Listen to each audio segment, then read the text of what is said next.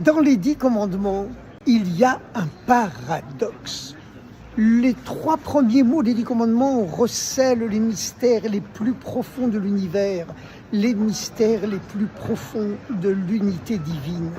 Les 10 commandements commencent par les 3 célèbres termes, les 3 célèbres mots. C'est moi qui suis Dieu, ton Dieu. En hébreu, il n'y a pas un mot unique pour définir Dieu, parce que Dieu est bien sûr indéfinissable. Selon la façon dont Dieu se manifeste, on lui donne un nom différent. Alors les 3 premiers mots des 10 commandements, c'est Anochi, qui signifie c'est moi qui suis. C'est Dieu qui se présente. Et en réalité, c'est le niveau de Dieu qui est trop haut pour porter un nom, qui commence en premier en disant c'est moi qui suis. Remarquez que dans le mot moi, il n'y a pas de nom. C'est le niveau de Dieu qui est trop haut pour porter un nom, au-delà de tout qualificatif, de toute définition. Ensuite, Hachem, c'est un nom de Dieu étrange qui signifie l'être, celui qui est, qui a été et qui sera, une forme agrammaticale, en dehors de toutes les règles grammaticales du verbe être, qui signifie celui qui est, qui a été et qui sera. Ça veut dire le niveau de Dieu qui est au-dessus du temps, pour lequel le présent, le passé et le futur sont exactement pareils, exactement identiques. Et ensuite, le 3e mot des 10 commandements, c'est un autre nom de Dieu qui signifie Elokeicha, ton Dieu. Et ce nom de Elohim, eh bien, c'est un mot bizarre. C'est un nom de Dieu qui est étrange. C'est le nom que Dieu prend pour s'incarner dans tous les atomes de l'univers.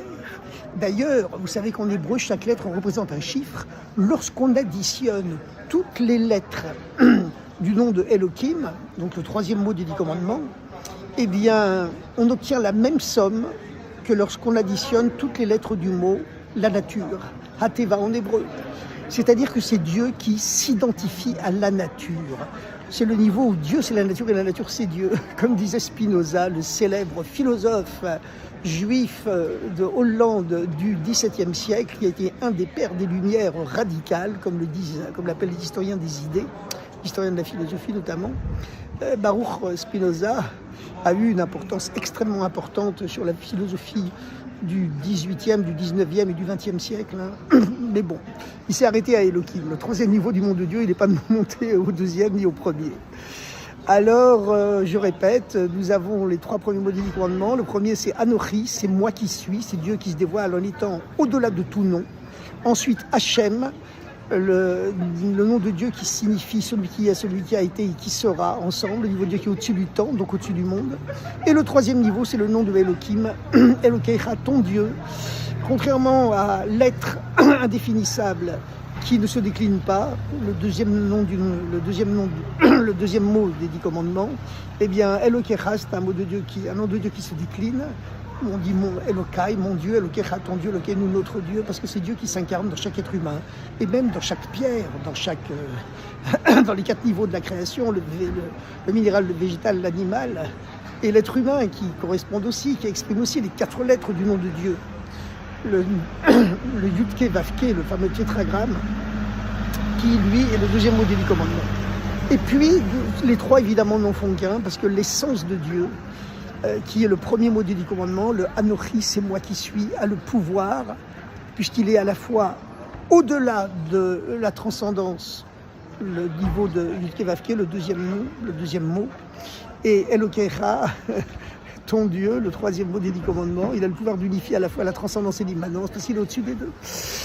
Et puis les derniers mots des 10 commandements, par contre, ce sont des commandements ultra triviaux.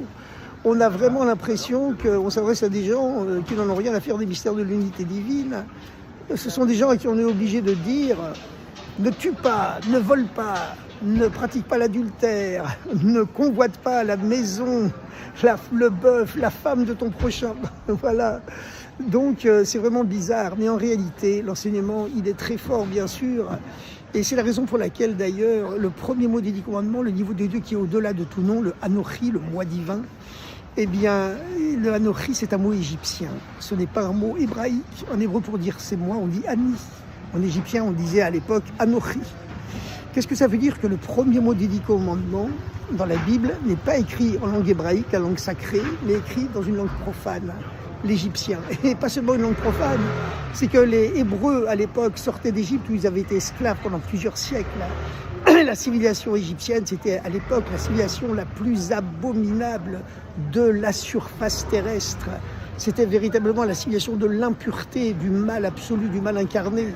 Comment se fait-il que c'est dans cette langue la plus vulgaire de toutes, la plus vulgaire des 70 langues, puisque au moment de la tour de Babel, Dieu a divisé la langue sacrée universelle en 70 langues différentes, qui après se sont subdivisées en des milliers de langues et de sous-langues et de dialectes et de sous-dialectes, etc.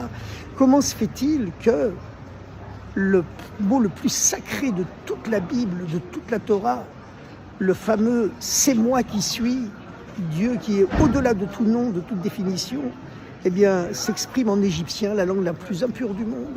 Eh bien, la raison, c'est que le niveau le plus haut ne peut se dévoiler que dans le niveau le plus bas. Et puisque le Anochi, le moi divin, qui est au-delà de toute appellation, de tout nom, de tout titre, c'est lui qui nous donne le message de toute la Torah, eh bien, il nous donne ce message que tout le but de la spiritualité, c'est de dévoiler Dieu justement dans les choses les plus improbables du monde, dans les niveaux les plus bas qui existent. Il faut servir Dieu, non pas seulement quand on est dans une synagogue ou dans un temple ou dans une église, mais il faut servir Dieu quand on mange, quand on boit, quand on dort. Voilà, quand on travaille, dévoiler Dieu dans la dimension profane de l'existence, dans le Anochi, ce nom qui se formule en égyptien justement, en langue profane, c'est ça tout le but de la spiritualité véritable. Et c'est la raison pour laquelle le décalogue, comme on l'appelle, les 10 commandements, on l'appelle le décalogue, forment un tout. Les premiers commandements, c'est les mystères les plus profonds de l'unité divine. Et les derniers commandements, c'est le tue pas, ne vole pas, ne pratique pas l'adultère. Après tout, on n'avait pas besoin de Dieu pour savoir ça. Le Talmud lui-même affirme qu'on aurait pu comprendre la dignité qui existe dans la pudeur en observant le comportement des chats, C-H-A-T-S. Et on aurait pu comprendre la vertu de l'honnêteté en observant le comportement des fourmis dans leur fourmilière. Alors, comme disait La Fontaine, qu'est-ce qu'on a besoin d'un Dieu pour cela, puisqu'on aurait pu comprendre en observant la nature? Eh bien justement, c'est ça le secret de l'unité des 10 commandements qui n'en font qu'un, c'est le décalogue. Les commandements sont inséparables les uns des autres, c'est-à-dire que lorsqu'un être humain se retient de tuer, il ne tue pas, il ne vole pas, il ne convoite pas la femme de son prochain, etc., etc., il ne doit pas le faire parce que c'est logique, par simple convenance logique ou sociale ou humanitaire. Il doit ressentir briller dedans, puisque les 10 commandements n'en font qu'un, c'est le décalogue, il doit ressentir briller dans ces commandements frustres, triviaux de la fin, ne tue pas, vole pas, convoite pas, etc. Il doit ressentir briller le niveau le plus profond de l'unité divine, le moi divin, qui est au-delà de toute définition, au-delà même de la transcendance et de l'immanence, et qui se dévoile ensuite dans la transcendance, le nom de l'être qui a été et qui sera, qui est au-dessus du temps, au-dessus de l'espace, qui est indéclinable parce qu'il est trop haut pour se mettre directement en rapport avec les hommes, et qui descend ensuite dans le 3e mot des 10 commandements, le nom de Elohim, Elokecha, ton Dieu à toi, qui est écrit au pluriel, parce que c'est le Dieu qui s'incarne, la dimension divine qui s'incarne dans tous les atomes de l'univers, dans chaque être humain, et qui constitue notre unité à tous. Eh bien, chers amis, méditons bien ces paroles, et surtout l'essentiel, c'est de les mettre en action. À très bientôt.